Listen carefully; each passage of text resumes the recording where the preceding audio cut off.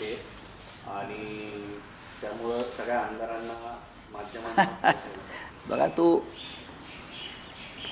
महाराष्ट्राच्या विधानभवनात अधिवेशन चालू असताना बॉम्ब ठेवल्याची अफवा आहे.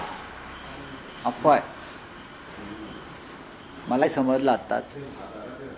त्याच्यामुळे त्यांची आता कानाकोपरे शोधण्याची प्रक्रिया सुरू झालेली आहे. आता महाराष्ट्रामध्ये देवेंद्र फडणवीस यांच्यासारखे सक्षम गृहमंत्री असताना मला असं वाटत नाही की विधानभवनामध्ये कोणी बॉम्ब ठेवण्याचं धाडस करते.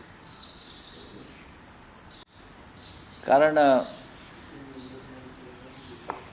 इतका महान गृहमंत्री आम्हाला लाभलेला आहे. गृहमंत्री म्हणून ते काय करतात हा संशोधनाचा विषय.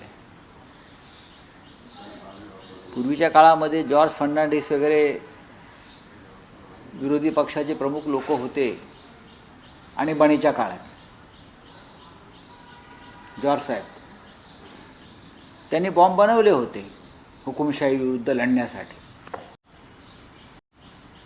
पण आता तुम्ही ज्या पद्धतीची हुकुमशाही या देशात आणि राज्यात सुरू आहे, विरोधकांना मान वर करूच द्यायची नाही. त्याच्यामुळे विरोधकांकडून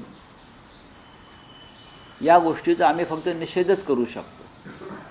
पण नुसती अफवा जरी पसरली असेल की बॉम्ब ठेवलाय, बॉम्ब ठेवलाय, कोणी फोन करतोय बॉम्ब ठेवल्याचा, तर राज्याच्या गृहमंत्र्यांसाठी आव्हान आहे.